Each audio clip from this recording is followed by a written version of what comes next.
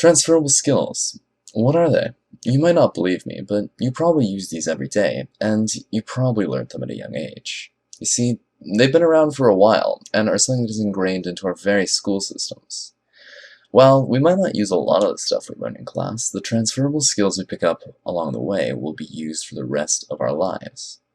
In my opinion, the most recent transferable skill is the ability to understand and use technology to the best of one's abilities. This skill has begun to be introduced in our school systems with classes like DL in grade 9 and other examples at middle and elementary school. This skill is so important as we move forward into the digital age and is often missing with the older generations, whereas it tends to come almost naturally to the younger ones. Oftentimes, young children will just intuitively be able to use technology they come across much better than older people, as they've already acquired this sort of technological literacy skill that has arisen in recent years.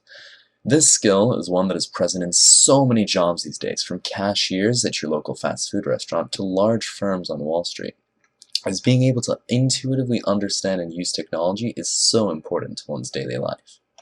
Next up, a skill that is heavily pushed in schools from a young age is numerical prowess, that being the skill that allows you to be comfortable with numbers and quantities.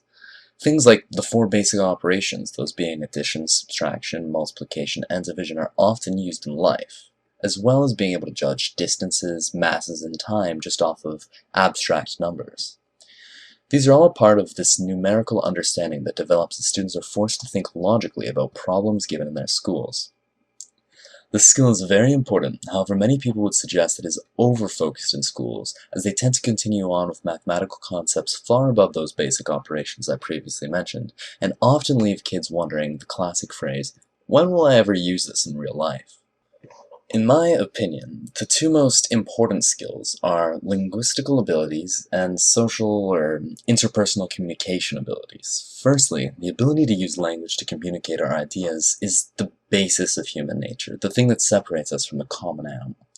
People who are adept at using this will often reach great success in life, as if you can properly use rhetoric and language, concepts established millennia ago by the Greek philosophers, to convey your ideas, you automatically have an advantage over many others. Secondly of those two, one of the most lacking skills is the ability to socially form interpersonal relationships. This is one of the skills that schools really provide.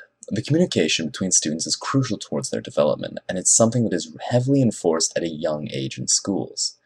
It's been seen time and time again that isolation from others leads to serious issues, both physically and mentally.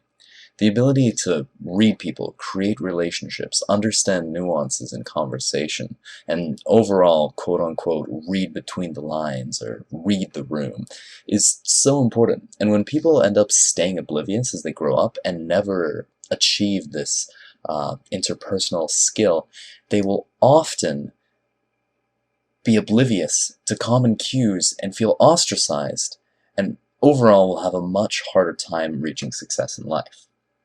All in all, there are many transferable skills, and many I didn't mention here, but they're all inevitably crucial to one's being, and even lacking one or two of them will make you have a lot harder time in life. And inevitably, these are often acquired at young ages. However, you can acquire them at any age, as long as you recognize that it's missing.